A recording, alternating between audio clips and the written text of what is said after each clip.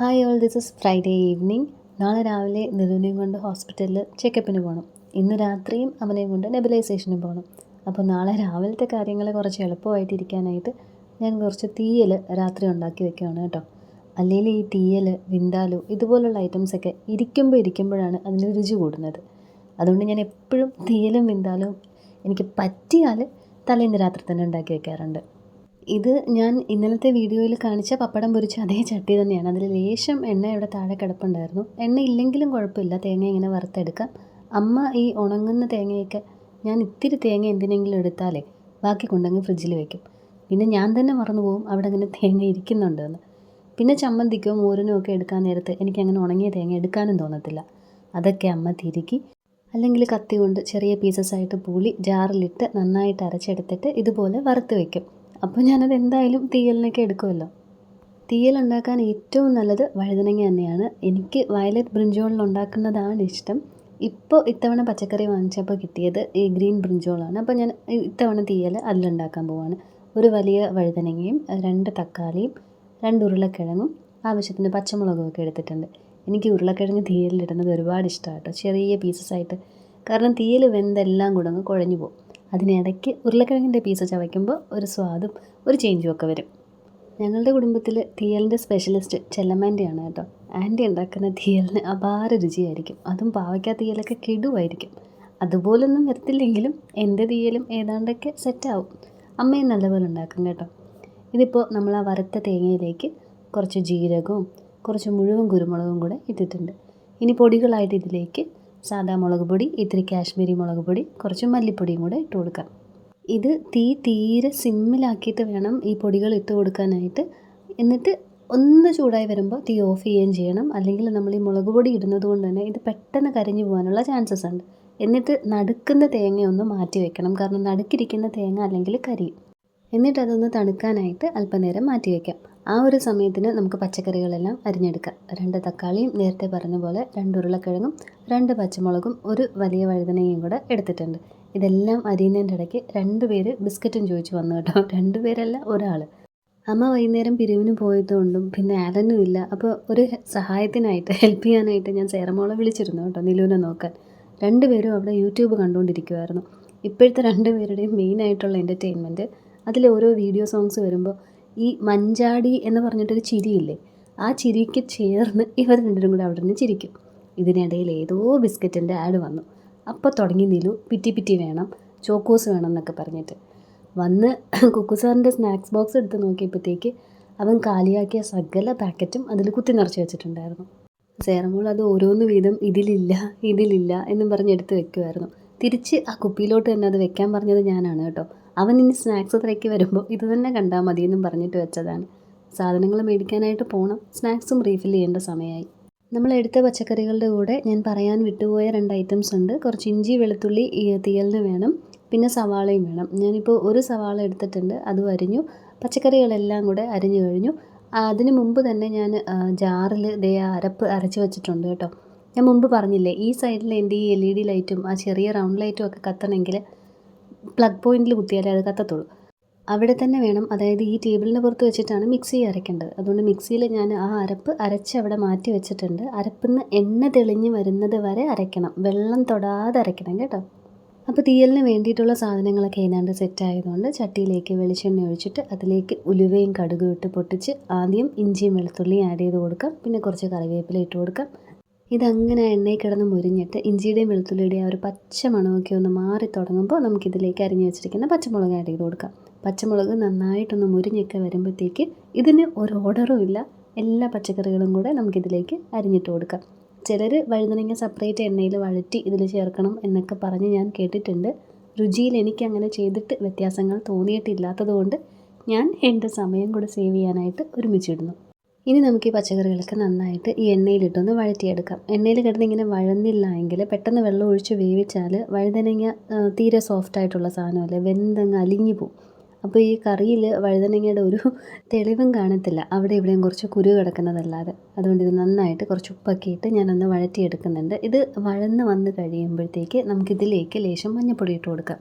ഈ അരപ്പിൻ്റെ കൂടെ നമ്മൾ മഞ്ഞൾപ്പൊടി ഇടുന്നില്ല, ഇതിലാണ് മഞ്ഞൾപ്പൊടി ഇടുന്നത്.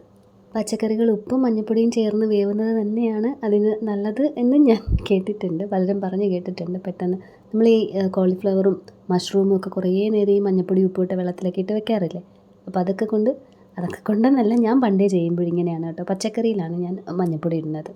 പിന്നീടാണ് ഞാൻ അങ്ങനൊരു കാര്യം ഇങ്ങനെ പല റെസിപ്പീസൊന്നും കേൾക്കാൻ തുടങ്ങിയത്. ഏതായാലും നമ്മളിങ്ങനെ തന്നെയാണ് ചെയ്യുന്നത്. ഇനി ഈ പച്ചക്കറികൾ പുളിവെള്ളത്തിൽ കിടന്ന് വേണം വേവാനായിട്ട്. നേരത്തെ കുറച്ച് പുളി ഞാനവിടെ വെള്ളത്തിലിട്ട് വെച്ചിരുന്നത് നിങ്ങൾ കണ്ടിട്ടുണ്ടാവും.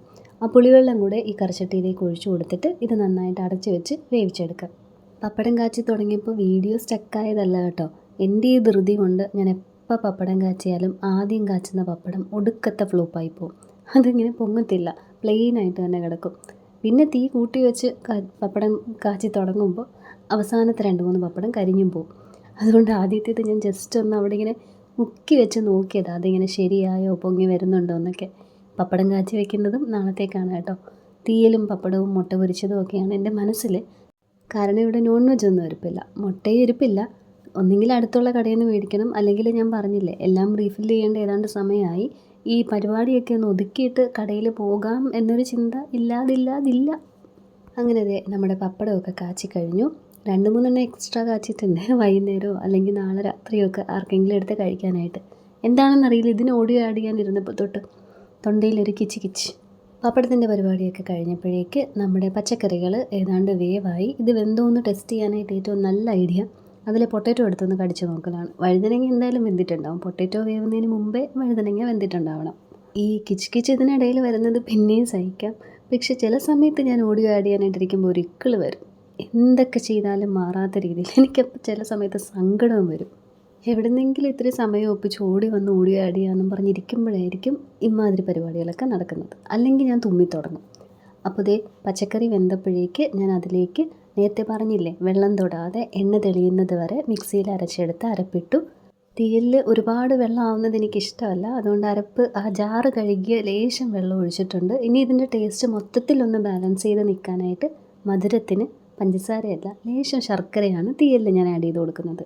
ഇനി ഇതെല്ലാം കൂടെ നന്നായിട്ടൊന്ന് മിക്സ് ചെയ്ത് കുറച്ച് നേരം ഒന്ന് അടച്ച് വെച്ച് വേവിച്ചാൽ മതി. ഒരു 2-3 സെക്കൻഡ് ഇങ്ങനെ നല്ല അടിപൊളി തീയൽ കിട്ടും. അപ്പോൾ തീയലിൻ്റെ പരിപാടികളൊക്കെ കഴിഞ്ഞിട്ട് ഞാൻ എന്തായാലും കടയിൽ പോകാമെന്ന് തീരുമാനിച്ചു. കടയിലോട്ട് ഇറങ്ങുന്നതിന് മുമ്പേ ഇവിടെ ഇരിക്കുന്ന സാധനങ്ങളൊക്കെ ഏതൊക്കെയാണെന്ന് നോക്കണമല്ലോ, എന്നിട്ട് വേണം ലിസ്റ്റ് തയ്യാറാക്കാനായിട്ട്. അവിടെ ഒരു നീല ബക്കറ്റ് ഉണ്ട്, അത് ഈ വീഡിയോയിൽ ഞാൻ കാണിച്ചു തരാം. നമ്മൾ കുപ്പിയിലേക്ക് ഇട്ടതിൻ്റെ ബാക്കിയൊക്കെ ഈ റബ്ബർ ബാൻഡ് ഇട്ട് കെട്ടിയോ അല്ലെങ്കിൽ ക്ലിപ്പ് ഇട്ടിട്ടോ ഒക്കെ ആ വലിയ നീല ബക്കറ്റിലോട്ടാണ് ഞാൻ എടുത്ത് വെക്കുന്നത്. ഇപ്പോൾ ഞാൻ ചെയ്യുന്ന പരിപാടി ആ ബക്കറ്റിലിരിക്കുന്ന കെട്ടി വെച്ചിരുന്ന ക്ലിപ്പിട്ട് വെച്ചിരുന്ന ഓരോ പാക്കറ്റ്സ് എടുത്ത് അതിൻ്റെ കുപ്പിയിൽ ഇട്ട് വയ്ക്കുകയാണ്. അപ്പോൾ ഇത് കഴിയുമ്പോൾ അറിയാൻ പറ്റും നമുക്ക് എന്തൊക്കെ സാധനങ്ങൾ മേടിക്കണം. അല്ലെങ്കിൽ മിക്കപ്പോഴും ഉണ്ടല്ലോ, കുപ്പി നോക്കിയിട്ട് ഇത് തീർന്നെന്ന് കരുതി ഞാൻ പിന്നെയും പോയി മേടിക്കും. പിന്നെ വന്ന് നോക്കുമ്പോൾ ഇതുപോലുള്ള കുറേ കെട്ടുകൾ അതിൻ്റെ അകത്ത് കാണും. അങ്ങനെ ഇതാണ് ഞാൻ പറഞ്ഞ ബക്കറ്റ് കേട്ടോ. അതിൻ്റെ അകത്തുനിന്ന് ഓരോന്ന് വീതം ഞാൻ കണ്ടുപിടിച്ചുകൊണ്ടിരിക്കുകയാണ്. അപ്പോൾ ഇത് കുപ്പിയിൽ ഞാനും അമ്മയും കൂടെ ഇത് ഓരോന്ന് കുപ്പിയിലിടുന്ന കണ്ടിട്ട് ഇപ്പോൾ സേറമോളും കൂടെ കൂടുന്നുണ്ട്. അത് കണ്ടു കഴിയുമ്പോഴത്തേക്ക് ചെറുതിന് തുടങ്ങും അവനും ചെയ്യണമെന്നും പറഞ്ഞിട്ട്. കുക്കു സാർ ഈ സമയത്തൊക്കെ ഇവിടെ വെളിയിൽ ഫുട്ബോൾ കളിക്കുകയാണ് കേട്ടോ. നാളെ സാറ്റർഡേ ആയതുകൊണ്ട് ഒന്നും പറഞ്ഞ് വീട്ടിലേക്ക് വിളിക്കാൻ പറ്റത്തില്ല. നാളെ സ്കൂളില്ലല്ലോ, ഹോംവർക്ക് എന്തിനാണ് ഇപ്പം തന്നെ ചെയ്യുന്നത്, ഞാൻ എന്തിനാണ് ഇപ്പം തന്നെ പഠിക്കുന്നത് എന്നൊക്കെ പറഞ്ഞ് അവിടെ തന്നെ നിൽക്കും, വരത്തില്ല. പിന്നെ ഞാനും വിചാരിക്കും ഫ്രൈഡേക്ക് മുമ്പത്തെ നമ്മുടെയൊക്കെ ഈ വെള്ളിയാഴ്ച നമുക്ക് ഭയങ്കര സന്തോഷമുള്ള കാര്യമല്ലേ, അത് കണക്ക് തന്നെയല്ലേ ഇപ്പോൾ പിള്ളേർക്കും. അങ്ങനെ നിലുവിന് കുപ്പിയിലൊന്നും ഇടാൻ കൊടുക്കാത്തത് കൊണ്ട് നിലു കരച്ചിൽ തുടങ്ങി. പിന്നെ എൻ്റെ പണി നടക്കത്തില്ല എന്ന് കണ്ടിട്ട് അമ്മയും സേറമോളും കൂടെ അവനെയും കൊണ്ട് വെളിയിലോട്ട് പോയി. സേറ കുറച്ച് നേരമായിട്ട് വീട്ടിൽ പോകാനായിട്ട് ശ്രമിക്കുന്നുണ്ട് കേട്ടോ. പക്ഷേ സേറ പോയാൽ ഇപ്പോൾ ഒരുപാട് കരയും, ഇവിടെ പോകാൻ അവൻ സമ്മതിക്കത്തില്ല. അങ്ങനെ ബക്കറ്റിലുണ്ടായിരുന്നതൊക്കെ ഏതാണ്ട് തപ്പിപ്പിറക്കി ഉള്ള കുപ്പികളിലൊക്കെ ആക്കി എൻ്റെ പരിപാടികളൊക്കെ ഏകദേശം കഴിഞ്ഞിട്ട് ഞാൻ ലിസ്റ്റ് എടുക്കാനായിട്ട് തുടങ്ങി. എൻ്റെ ഈ സ്റ്റോറിങ് ഐറ്റംസൊക്കെ സ്റ്റാർട്ട് ചെയ്യുന്നത് ഈ ഒരു വിൻഡോയിൽ നിന്നാണ് കേട്ടോ. ഈ കാണുന്ന ഷെൽഫൊക്കെ ഞാനായിട്ട് പണിഞ്ഞുണ്ടാക്കി വെച്ചിരിക്കുന്നത്. നമ്മുടെ അതിൽ ഒരെണ്ണം മാത്രം സ്റ്റീലിൻ്റെ സ്റ്റാൻഡ് മാത്രം മീഷോയിൽ നിന്നാണ്. പിന്നെ ബാക്കിയൊക്കെ ഞാൻ ഒരു സ്റ്റാൻഡ് തന്നെ ഇളക്കി അവിടെ ഇവിടെയൊക്കെ ആയിട്ട് വെച്ചിരിക്കുന്നതാണ്. ഈ ഒരു റാക്കിൽ കടുകും ഉലുവയും ജീരകവും പെരുംജീരകവും കുരുമുളകും അങ്ങനത്തെ ഐറ്റംസാണ്. ഈ വെളിച്ചെണ്ണയിലും കോക്കനട്ട് ഓയിലും ഒക്കെ ഇട്ട് പൊട്ടിക്കുന്ന ഐറ്റംസാണ് ആയിരിക്കുന്നത്. അപ്പോൾ ആദ്യം അവിടുന്ന് തുടങ്ങി അവിടെ എന്തൊക്കെയുണ്ട് ഇല്ല എന്നൊക്കെ നോക്കി. അതിന് താഴെ പിന്നെ സോഡാപ്പൊടി, ബേക്കിംഗ് പൗഡർ അങ്ങനെയൊക്കെയാണ്. പിന്നെ മുഴുവൻ മസാലകളായ പട്ട, ഗ്രാമ്പൂ, ഏലക്കയൊക്കെ. ഇതൊക്കെ ഞാൻ കിച്ചൺ ടൂറിൽ ഡീറ്റെയിൽ ആയിട്ട് പറഞ്ഞിട്ടുണ്ട് കേട്ടോ. പിന്നെ മുളക് പൊടി, മല്ലിപ്പൊടി അതൊക്കെ നോക്കി. അത് കഴിഞ്ഞ് വന്നിട്ട് എക്സ്ട്രാ ഇരിക്കുന്ന സ്പൈസസും സ്നാക്സിൻ്റെ റാക്കും ഒക്കെ നോക്കി. പിന്നെ ഈ ഒരു സൈഡിൽ ഫുള്ള് പരിപ്പ് കയറെന്ന് പരിപ്പ്, പയർ, കടല അങ്ങനെ ബ്രേക്ക്ഫാസ്റ്റ് ഐറ്റംസിൻ്റെ സാധനങ്ങളും പുട്ടുപൊടിയും ഇടിയപ്പപ്പൊടിയും അതൊക്കെയാണ് ഇരിക്കുന്നത്.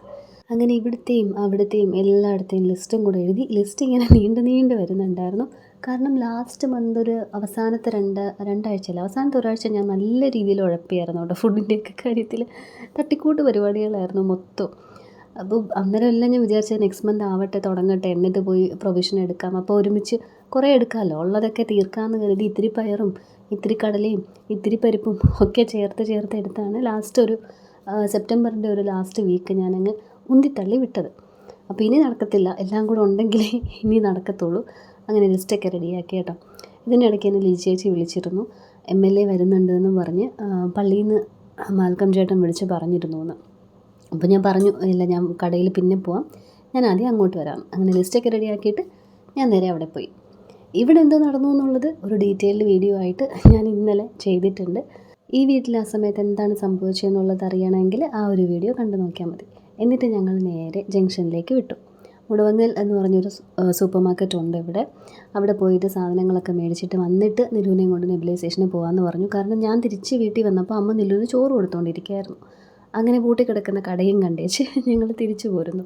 ജംഗ്ഷനിൽ വന്ന് അത്യാവശ്യം ഹോസ്പിറ്റലിൽ പോകുന്നതിന് മുമ്പ് ബ്രേക്ക്ഫാസ്റ്റ് വേണമല്ലോ, പുട്ടുപൊടിയും ചെറുപഴവും ഒക്കെ വാങ്ങിച്ചിട്ട് വീട്ടിലേക്ക് പോരുന്നു. ഇത്തിരി പയർ അമ്മ കുക്കറിലിട്ട് വേവിച്ചായിരുന്നു.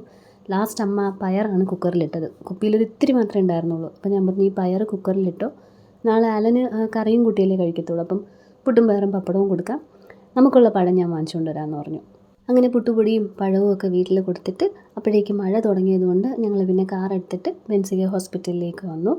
നെബുലൈസേഷൻ ചെയ്ത് ഈ ഹോസ്പിറ്റലും ഇപ്പോൾ ഹോളി ക്രോസ് പോലെ ഏതാണ്ട് സെറ്റായിട്ടുണ്ട്. വന്ന പാടെ അവന് ഇഷ്ടമുള്ള ബെഡ് ഇതാണ് കേട്ടോ. അങ്ങോട്ടേക്ക് തന്നെ നേരെ പോയി. ഇന്നും അകത്ത് വന്നപ്പോഴത്തേക്ക് കുറച്ച് ആൾക്കാരുണ്ടായിരുന്നു. അതുകൊണ്ട് ഇത്തിരി ലേറ്റായി നമുക്ക് ഗ്യാപ്പ് കിട്ടാനായിട്ട്. പിന്നെ അതിൻ്റെ ഇടയിൽ തന്നെ ആൾ ഉറങ്ങിയും പോയി. നിലു ഏതായാലും ഉറങ്ങിയല്ലോ. അപ്പോൾ പിന്നെ ഈ കടേൻ്റെയൊക്കെ മുമ്പിൽ കൂടെ പോകുമ്പോഴത്തേക്ക് എങ്ങനെയാണ് നമുക്കങ്ങ് പോകാൻ പറ്റുന്നത്. അപ്പോൾ ഞാൻ പറഞ്ഞു, കാറിൽ അവനെ കിടത്തിയിട്ട് നമുക്ക് ദോശ കഴിക്കാം. അങ്ങനെ ദോശയും രസവടയും സാമ്പാറും പിന്നെ ഒരു അടിപൊളി തക്കാളി ചട്നിയായിരുന്നു കേട്ടോ ഉണ്ടായിരുന്നത്. ഏതോ കടയുടെ മുമ്പിൽ കിടന്ന വാച്ച്മാൻ്റെ ചെയറാണ്. കുക്കു അവിടെ ഇരുന്ന് കഴിച്ചു. അല്ല, അവന് ഞാൻ വാരിക്കൊടുത്തു. എന്നിട്ട് ഞങ്ങളും കഴിച്ചു. അപ്പോൾ ഇനി ഞങ്ങൾ തിരിച്ച് വീട്ടിലേക്ക് പോവുകയാണ്. വീഡിയോസ് ഇഷ്ടപ്പെടുന്നുണ്ടെങ്കിൽ സബ്സ്ക്രൈബ് ചെയ്ത് സപ്പോർട്ട് ചെയ്യാൻ മറക്കണ്ട. നമുക്ക് നാളെ കാണാം. Thank you for watching.